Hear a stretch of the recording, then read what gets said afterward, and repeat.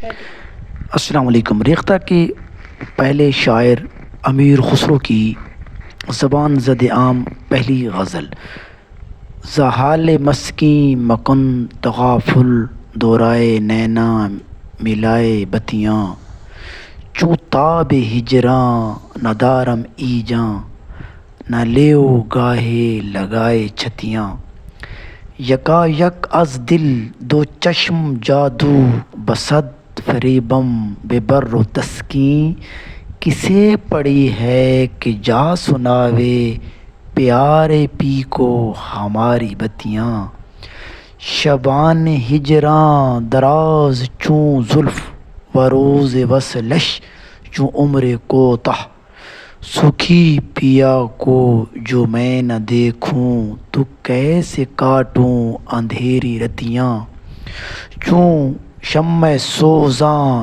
چوں ذرہ حیراں ہمیشہ گریاں بے عشق آں ماں، نہ نیند نینا نہ انگ چینا نہ آپ آوے نہ بھیجے پتیاں، سبق آمے کے روز محشر بداد مارا فریب خسرو، سپیت من کے دو راہ راکھوں جو جائے پاؤں پیا کی کھتیاں۔